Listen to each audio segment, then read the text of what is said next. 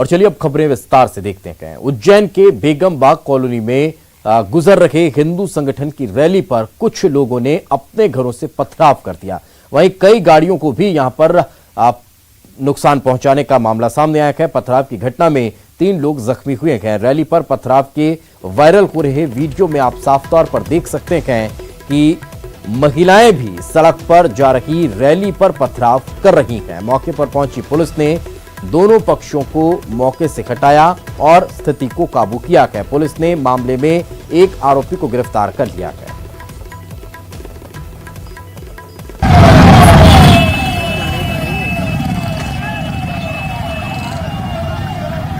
ये तस्वीरें आप देख सकते हैं, उज्जैन का ये मामला है जहां पर रैली निकाली जा रही थी। हिंदू संगठनों के द्वारा ये रैली निकाली जा रही थी और इस रैली पर पथराव किया गया है। महिलाएं भी इस पथराव में शामिल रही। घर की छतों से ये पत्थर बरसाए जा रहे हैं। मामूली विवाद हुआ था और जो शुरुआती रिपोर्ट आई है कि दोनों पक्षों की तरफ से कुछ गाली गलौज इस प्रकार की चीज हो गई थी जिसकी वजह से ऐसी घटना हुई थी। लेकिन बेहद ही स्थानीय प्रकार की घटना थी। तत्काल ही जैसे ही सूचना मिली पुलिस आसपास थी, तुरंत पहुंच के उस पर काबू पा लिया गया है और जो भी संबंधित है उसकी पहचान भी करी जा रही है। कानून अपना काम करेगा।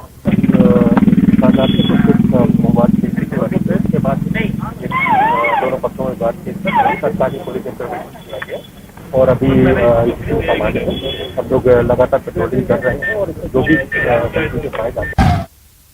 तो और ज्यादा जानकारी के साथ हमारे सहयोगी आनंद निगम हमारे साथ जुड़ चुके हैं। आनंद, सबसे पहला सवाल यही कि अभी फिलहाल स्थिति कैसी है और फिर क्या ये रूट पहले से डिसाइडेड नहीं था जहां से ये रैली निकलनी थी, और अगर डिसाइडेड था तो फिर इस तरह से पथराव कैसे हो गया?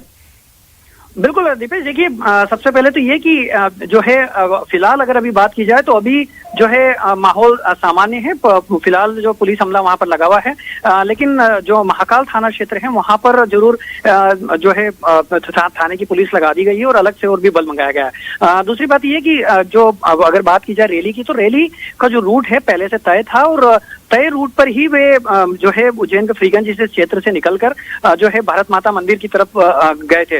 लेकिन इस बीच एक एरिया है बेगम बाग में, वहां पर ये पत्थरबाजी हुई है और पत्थरबाजी होने के बाद फिलहाल थोड़ी देर के लिए माहौल अशांत रहा, लेकिन तत्काल पुलिस ने पहुंचकर जो है माहौल को काबू में कर लिया और फिलहाल अभी जो है माहौल शांतिपूर्ण यहाँ पर है। जी बिल्कुल, चलिए बहुत बहुत शुक्रिया आनंद इस तमाम जानकारी के लिए। तो जैसा कि हमारे सहयोगी बता रहे हैं कि फिलहाल सब कुछ शांत हो चुका है, माहौल शांत हुआ है, स्थितियां जो है वो नियंत्रण में है। पुलिस ने थोड़ी सी चौकसी बढ़ा दी है, बल बढ़ा दिया गया है और वहां पर अब चाक चौबंद व्यवस्थाएं देखने को मिल रही है। आगे बढ़ते हैं खबर भोपाल से। 28 दिसंबर को विधानसभा घेराव की तैयारी की जा रही है। भोपाल कलेक्टर ने आदेश जारी किए हैं। ट्रैक्टर, तांगा, बैलगाड़ी की नो एंट्री रहने वाली है। 5 किलोमीटर के परिधि में वाहन प्रवेश पर रोक रहेगी। ट्रैक्टर पर कांग्रेस विरोध प्रदर्शन करने वाली है, लेकिन चूंकि विधानसभा का सत्र चल रहा है और धारा 144 लागू कर दी गई है, साथ ही साथ इस तरह के रैली प्रदर्शन पर भी वहां पर रोक रहने वाली है। अब ये नई सिरे से जो आदेश जारी कर दिए गए हैं कि जो 5 किलोमीटर का दायरा है विधानसभा का, वहां पर किसी भी तरह के ट्रैक्टर, तांगा, बैलगाड़ी के प्रवेश की अनुमति नहीं रहने वाली है।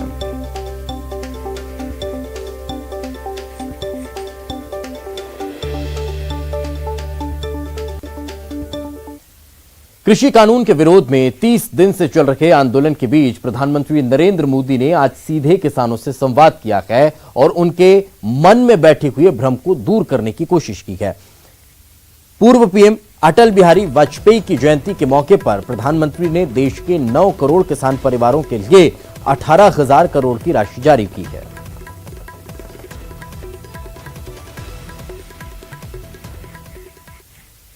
बीजेपी का अटल किसान संवाद, किसानों से पीएम की सीधी बात।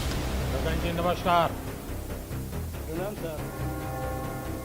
जय हिंद। अरुणाचल के लोगों को तो जय हिंद कह रहा हूं। किसान आंदोलन के 30वें दिन पीएम नरेंद्र मोदी सीधे किसानों से रूबरू हुए, उन्हें कृषि कानून से जुड़ी बातें समझाई, तो किसानों के उस भ्रम को दूर करने की कोशिश भी की, जिसे लेकर किसान संगठनों और सरकार के बीच बातचीत कई दौर के बाद भी सही राह पर नहीं आ पा रही। पूर्व प्रधानमंत्री अटल बिहारी वाजपेयी की जयंती पर बीजेपी ने अटल किसान संवाद किया। देश के कई हिस्सों में केंद्रीय मंत्री समेत बीजेपी के कई नेता पहुंचे और किसानों संग चौपाल की। इस मौके पर पीएम किसान सम्मान निधि की अगली किस्त जारी की गई। पीएम ने 9 करोड़ किसान परिवारों के बैंक खाते में 18,000 करोड़ की राशि ट्रांसफर की। 9 करोड़ से ज्यादा किसान परिवारों के बैंक खाते में सीधे एक कंप्यूटर की क्लिक से 18,000 करोड़ रुपए से भी ज्यादा रकम उनके किसानों के बैंक के खाते में जमा हो गए हैं। देश भर के किसानों को हर साल केंद्र सरकार की तरफ से 6,000 रुपए 3 किस्तों में दिए जाते हैं। किसानों से सीधे संवाद में पीएम ने उन्हें विपक्ष की ओर से फैलाए जा रहे भ्रम से बचने की सलाह दी। सिर्फ झूठे आरोप लगाओ, सिर्फ अफवाहें फैलाओ, हमारे किसानों को डरा दो और भले भोले किसान कभी कभी आपकी बातों में गुमराह हो जाते हैं। भाइयों बहनों, ये लोग लोकतंत्र के किसी पैमाने को, किसी पैरामीटर को मानने को तैयार नहीं है। पीएम ने किसानों को कृषि कानून से जुड़े फायदे बताए और इस कानून को किसान हित में बनाया गया देश का सबसे बेहतर कानून बताया। इन कृषि सुधारों के जरिए हमने किसानों को बेहतर विकल्प दिए हैं। इन कानूनों के बाद आप जहां चाहे, जिसे चाहे अपनी उपज बेच सकते हैं। किसान को इतने अधिकार मिल रहे हैं, तो इसमें गलत क्या है? इसमें गलत क्या है कि अगर किसानों को अपनी उपज बेचने का विकल्प ऑनलाइन माध्यम से पूरे साल और कहीं भी मिल रहा है। इससे पहले किसानों को संबोधित करते हुए केंद्रीय कृषि मंत्री नरेंद्र सिंह तोमर ने किसानों को बातचीत की एक और पेशकश की। तोमर बोले कि सरकार किसानों की हर मांग पर बातचीत को तैयार है। मैं उनको आग्रह करना चाहता हूं कि वो इस आंदोलन को त्याग कर, सरकार ने वार्ता का निमंत्रण दिया है, वार्ता पर आए और मुझे आशा है कि किसान इस बात को समझेंगे, नए कानून के मर्म को समझेंगे, नए कानून के महत्व को समझेंगे और हम समाधान की ओर अग्रसर होंगे। करीब 1 महीने से किसानों का एक धड़ा दिल्ली की सीमा पर डटा है। मांग है कि सरकार नए केंद्रीय कृषि कानून को रद्द करे। इससे पहले किसानों के साथ कृषि मंत्री ने कई दौर की बातचीत की, लेकिन बात बनी नहीं। सवाल है कि क्या पीएम के किसानों संग संवाद से भ्रम की स्थिति खत्म होगी और अन्नदाता अपना आंदोलन खत्म करेंगे? Bureau report, news 18 network.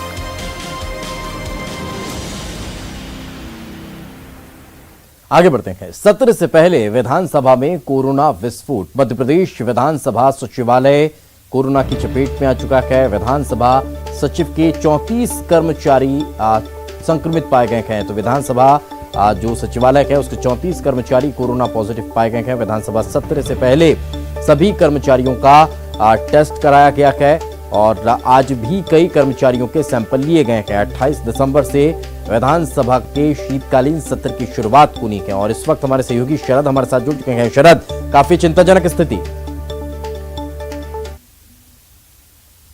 इसलिए भी है क्योंकि जो विधानसभा का शीतकालीन सत्र है, 3 दिन का ये सत्र होना है जो 28 तारीख से शुरू होगा। सत्र से पहले जो कोरोना टेस्ट कराए जाने की प्रक्रिया है वो की जा रही है और विधानसभा सचिवालय के जो तमाम कर्मचारी हैं उनके भी कोरोना टेस्ट कराए गए हैं। हैरानी की बात यह है कि कुल करीब 77 जो कर्मचारी हैं वो विधानसभा सचिवालय में हैं। उनमें से जिन कर्मचारियों के टेस्ट कराए गए उनमें से करीब 34 ऐसे कर्मचारी हैं जो कोरोना पॉजिटिव पाए गए हैं। तो ये एक गंभीर बात है। और बड़ी बात ये भी है कि क्या इतनी ज्यादा संख्या में जो कर्मचारी हैं वो कोरोना पॉजिटिव आए हैं, तो उसके बाद में क्या सत्र को आहूत किया जाना सुरक्षित रहेगा और क्या ये आहूत किया जाएगा। एक और खास बात यह है कि जो विधानसभा का सत्र होना है उसको लेकर सर्वदलीय बैठक भी कल ही बुलाई गई है प्रोटेम स्पीकर रामेश्वर शर्मा की ओर से। तो देखना होगा कि आखिरकार अब क्या कुछ प्रक्रिया आगे होती है, क्योंकि अगर 34 कर्मचारी एक साथ कोरोना पॉजिटिव हो जाए तो फिर ये गंभीर बात है और संभवतः उस इलाके को या उस जगह को अगर हम विधानसभा को कहें तो फिर उसको कहीं ना कहीं काफी चिंताजनक स्थिति है। अब देखना होगा कि कल बैठक में क्या निर्णय लिए जाते हैं। बहुत बहुत शुक्रिया शरद इस तमाम जानकारी के लिए।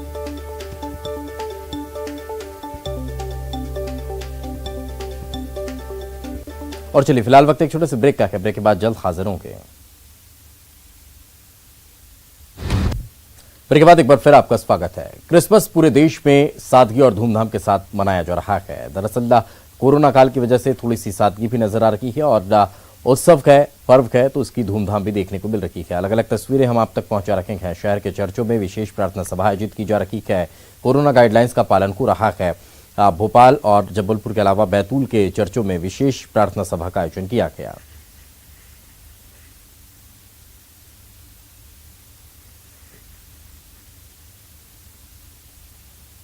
और इसी के साथ इस बुलेटिन में फिलहाल इतना ही। खबरें लगातार जारी हैं।